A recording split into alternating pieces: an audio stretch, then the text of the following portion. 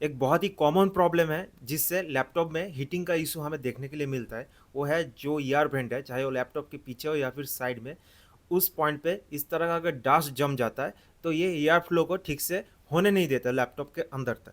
और लैपटॉप के अंदर होता है एक फ़ैन, बेसिकली जो हमारा प्रोसेसर है, प्रोसेसर के ऊपर एक फ़ैन लगा रहता है जो एयर को फ्लो करता है लैपटॉप के अंदर। तो क्या होता है जब ये डस्ट जम जाता है और बहुत ज़्यादा क्वांटिटी में अगर ये डस्ट जम जाता है तो एयर फ्लो होता ही नहीं है, और जिसलिए लैपटॉप में कोई भी अगर यूजेस नहीं हो रहा है या फिर छोटा मोटा काम भी चल रहा है तो लैपटॉप हमारा बहुत ज़्यादा हीट कर जाता है। तो ये बहुत ही कॉमन प्रॉब्लम है। डस्ट जमना तो बहुत ही कॉमन बात है और इसका सॉल्यूशन भी बहुत कॉमन है। तो क्या करना है, बस आपको लैपटॉप का जो पीछे का कवर है उस कवर को खोल के इसको क्लीन करना है। ये सिंपल स्टेप आपको करना ही पड़ेगा। जैसे बाइक का एक मेंटेनेंस होता है, सर्विसिंग होता है, ठीक वैसे ही लैपटॉप का भी ये एक पीरियोडिकल मेंटेनेंस या फिर सर्विसिंग आप कह लीजिए, जो आप चाहे तो खुद भी कर सकते हैं। बहुत ही ईजी स्टेप है। बट कुछ चीज़ें आपको यहाँ पे माइंड में रखना पड़ेगा। आपका लैपटॉप अगर नया है और वारंटी पीरियड में है तो आप ये काम खुद मत करिए, क्योंकि होपफुली आपको पता ही होगा कि एक स्क्रू के ऊपर एक स्टिकर लगा रहता है। उस स्टिकर को आप अगर उखाड़ दिए तो आपका लैपटॉप का वारंटी चला जाएगा। और लैपटॉप का अगर बैक कवर को आपको खोलना है तो आपको स्क्रू को निकालना पड़ेगा। तो ये कुछ इस तरह से जो वारंटी है उसको मेंटेन किया जाता है कंपनी के द्वारा। तो जो भी है, मेरा लैपटॉप का वारंटी पीरियड बहुत देर पहले ही चल चुका है। मतलब मेरा लैपटॉप तो कम से कम 5-6 साल पुराना हो चुका है। तो मेरे लिए वारंटी का कोई इशू नहीं है, बट आप ये चीज़ ध्यान में रखिए। बाय द वे, मेरे पास है एसआर का हेलियोस 300 जो प्रीडेटर सीरीज़ में आता है, और इसमें इंटेल i5 का 8 जेन प्रोसेसर लगा है और ग्राफिक्स कार्ड लगा है एनवीडिया जी फोर्स का 1050 Ti। मतलब ये बहुत ही पुराना एक लैपटॉप है। बाय द वे, ये जो सीरीज़ में बताया, मतलब हेलियोस 300 सेमी मॉडल में पीडिएटर सीरीज़ में ही आपको इंटेल i7 प्रोसेसर के साथ भी मिलता है। तो इसीलिए मैं आपको अंदर का जो कॉन्फ़िगरेशन है वो मैं आपको बताया। बट लैपटॉप के हीटिंग के साथ यहाँ पे जो स्क्रू आपको दिख रहा है, इसी स्क्रू के ऊपर जो स्टिकर है वो लगा रहता है। तो स्टिकर में उखाड़ दिया। बाय द वे, जो मैं कह रहा था, हीटिंग रिलेटेड जो इशू है उसके साथ लैपटॉप का जो मतलब ये स्पेसिफिकेशन बताया उसके साथ कोई डायरेक्ट रिलेशन नहीं है। डस्ट जम जाएगा, कोई भी लैपटॉप हो, हीटिंग इशू आएगा। तो जितना भी स्क्रू है उसको सब आपको खोलना पड़ेगा, और खोलने के बाद सबसे पहले आपको रैम का जो कवर है उस रैम का कवर को हटाना पड़ेगा, और यहाँ पे जो हार्ड डिस्क का कवर है उस हार्ड डिस्क का कवर को भी हटाना पड़ेगा। तो सबसे पहले मैं यहाँ से हार्ड डिस्क का जो कवर है उसको हटा लिया, और इसके बाद जो रैम का कवर है उसको भी मैं हटा लूँगा। रैम का जो कवर है थोड़ा टाइटली फिट रहता है, तो स्क्रू ड्राइवर की मदद से आप धीरे धीरे पुश करिए, ऐसा नहीं कि आप इसको तोड़ फाड़ दें। तो कुछ इस तरह से जो रैम का कवर है वो भी बाहर आ जाएगा। और इसके बाद जो हार्ड डिस्क है, हार्ड डिस्क को भी निकालना पड़ेगा, क्योंकि जो बैक कवर है, बैक कवर के बॉडी के साथ ये हार्ड डिस्क को फिक्स किया जाता है। तो ये कंपनी का एक डिज़ाइन का आप कह लीजिए कुछ फॉल्ट हो गया होगा, मतलब इम्प्रॉपर डिज़ाइन आप कह सकते हैं, क्योंकि बैक कवर को निकालने के लिए हार्ड डिस्क को खोलना पड़ जाए तो ये सही बात नहीं है। जो भी हो, हार्ड डिस्क को आपको खोलना पड़ेगा, वरना आपका जो बैक कवर है वो रिमूव नहीं होगा। तो बेसिकली 4 छोटा छोटा बोल्ट रहता है जिसको आपको रिमूव करना है, और उसके बाद आपका जो हार्ड डिस्क का कपलर है उस कपलर को रिमूव करना पड़ेगा। बोल्ट को रिमूव करने के बाद हार्ड डिस्क को आप बाहर की तरफ कुछ इस तरह से खींच लीजिए, और धीरे धीरे जो कपलर है, कपलर को बाहर की तरफ पुश करिए तो कपलर भी आपका इजीली बाहर आ जाएगा। ये कपलर बाहर हो गया और आपका हार्ड डिस्क अलग हो गया लैपटॉप से। तो अभी आप लैपटॉप का जो बैक कवर है इसको आप रिमूव कर पाएंगे। ऑलराइट, तो ये मेरा जो लैपटॉप का बैक कवर है ये रिमूव हो चुका है, और आप यहाँ पे साफ साफ देख पा रहे हैं बहुत ज़्यादा डस्ट जम चुका है। डस्ट सिर्फ जो पीछे का ये वेंट है, वेंट में नहीं जमा है, मेन जो डस्ट जमा है वो है फ़ैन में।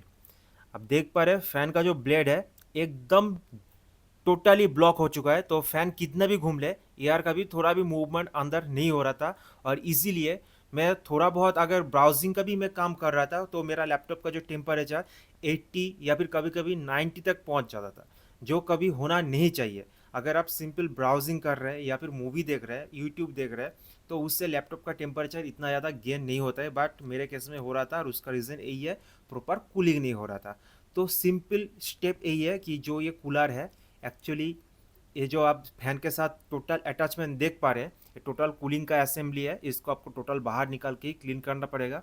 अगर आप इसको बाहर नहीं निकालेंगे तो जितना भी डस्ट आप रिमूव करेंगे सब अंदर ही घुस के जमा हो जाएगा, तो इसको रिमूव करना बहुत ज़्यादा ज़रूरी है। तो बेसिकली ये जो पार्ट आप देख पा रहे हैं इसके नीचे एक प्योर कॉपर का प्लेट लगा है जिससे जो हीट है वो ट्रांसफ़र होता है।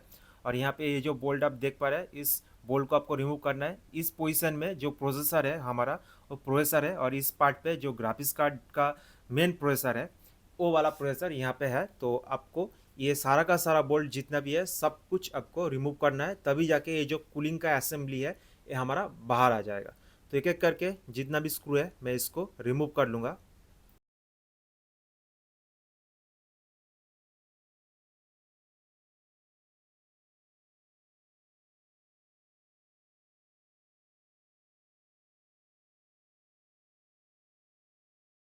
स्क्रू को रिमूव करने के बाद जो फ़ैन का कपलर है उसको भी रिमूव करना है। ये कपलर बेसिकली फ़ैन में पावर सप्लाई देता है, और फ़ैन का जो स्पीड है मतलब जो आरपीएम है उसका इन्फॉर्मेशन मदरबोर्ड तक पहुंचाता है। तो दो फ़ैन के लिए दो कपलर है, आपको ध्यान रखना है, दो कपलर को रिमूव करना है। और धीरे धीरे उसके बाद सारा का सारा जो बोल्ट है उसको मैं रिमूव कर दिया हूँ। और अब ये जो कूलिंग पूरा असेंबली है इसको आप धीरे धीरे ऊपर की तरफ खींचिए तो अपने आप पे बाहर आ जाएगा। थोड़ा आपको अगर टाइट लगे तो घबराइए मत, जो थर्मल पेस्ट रहता है उसके साथ चिपक जाता है तो इसीलिए थोड़ा टाइट फील हो सकता है, बट टूटने फूटने का कोई डर नहीं है। तो ये रहा एक्चुअल जो हमारा कूलिंग असेंबली है। और यहाँ पे दो काला काला पोर्शन दिख पा रहे हैं, उसके ऊपर सफ़ेद सफ़ेद ग्रीस दिख पा रहे हैं। ये एक्चुअली ग्रीस नहीं है, ये थर्मल पेस्ट है। तो बेसिकली ये थर्मल पेस्ट भी अगर सूख जाता है तो इसके लिए भी लैपटॉप का जो हीटिंग है वो हीटिंग होने का चांसेस रहता है। तो मेरे केस में ये थर्मल पेस्ट एकदम प्रॉपर कंडीशन में है, ना ही सूखा है ना ही डैमेज हुआ है और ना ही इसका जो क्वांटिटी है घट गया है। मेन प्रॉब्लम फैन में है, फैन में बहुत ज़्यादा डस्ट जम चुका है। तो सिंपल इस डस्ट को मैं क्लीन कर दूंगा, जहाँ पे ये फ़ैन था उसको भी मैं थोड़ा साफ़ कर दूंगा और मेरा काम हो गया।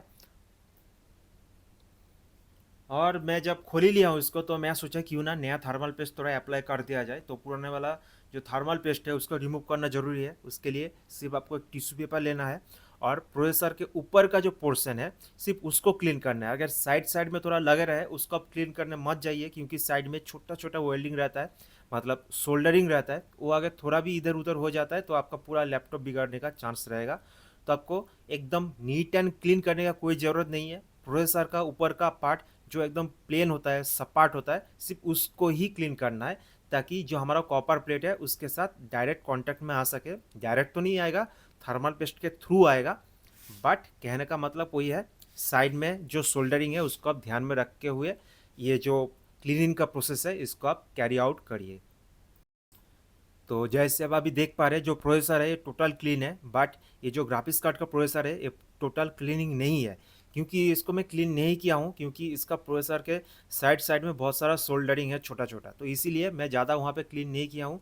क्योंकि थर्मल पेस्ट वहाँ पे अगर रहेगा तो कोई प्रॉब्लम नहीं होगा। और ये है नया थर्मल पेस्ट, कूलर मास्टर की तरफ से बेस्ट थर्मल पेस्ट होता है। तो इसको मैं थोड़ा थोड़ा यहाँ पे अप्लाई कर दूंगा। कितना ग्राम मैं अप्लाई कर रहा हूँ मुझे नहीं पता, बट आप स्क्रीन पे देख पा रहे हैं जितना मैं अप्लाई किया हूँ उतना ही काफ़ी होता है। ऐसा नहीं कि आपको ओवर डोज दे देना है, ओवर डोज से कुछ फ़ायदा नहीं होगा, अंदर कचरा हो जाएगा। और ऐसा नहीं भी कि बहुत आपको कम अप्लाई करना है। बाय द वे आप अगर खुद ये काम कर रहे हैं तो मुझे पता है आप उतना भी कंजूसी नहीं करेंगे कि एकदम थोड़ा थोड़ा अप्लाई करेंगे, बट ज़्यादा मत अप्लाई करिए, उससे कुछ फ़ायदा नहीं होने वाला है। और अप्लाई करने के बाद धीरे धीरे इसको चारों तरफ फैला दीजिए। और उसके बाद जब आप इसके ऊपर जो हमारा कूलिंग असेंबली है उसको बैठाएंगे तो ये प्रॉपर अपने आप चारों तरफ इक्वली डिस्ट्रीब्यूट हो जाएगा। तो कोई टेंशन नहीं है, ऐसा नहीं कि आपको प्रॉपर ढंग से इसको चारों तरफ फैलाना पड़ेगा। थोड़ा थोड़ा करके फैला दीजिए तो बाद में आपको ज़्यादा प्रॉब्लम नहीं होगा। तो प्रोसेसर के ऊपर ही आपको सिर्फ थर्मल पेस्ट को लगाना है। जो कूलिंग का ये असेंबली है इसके ऊपर थर्मल पेस्ट लगाने का ज़रूरत नहीं है, एक ही जगह लगाने से हो जाएगा। तो इसको मैं तो क्लीन कर चुका हूँ, फ़ैन को भी मैं क्लीन कर दिया हूँ। तो अभी बस जिस पोजीशन में ये था उस पोजीशन में आपको इसको बैठा देना है। और अंदर जो थर्मल पेस्ट है वो अपने आप इक्वली डिस्ट्रीब्यूट हो जाएगा चारों तरफ। और इसको लगाने के बाद जो बोल्ट है मतलब छोटा छोटा जो स्क्रू है उसको आपको लगा देना है, और फैन का दो जो कपलर है उस कपलर को भी लगा देना है। तो आपका काम बन गया। उसके बाद जो कवर है बैक कवर, उस बैक कवर को लगा दीजिए, आपका काम हो गया। तो अभी मैं जो असेंबली का प्रोसेस है इसको मैं स्किप कर देता हूँ।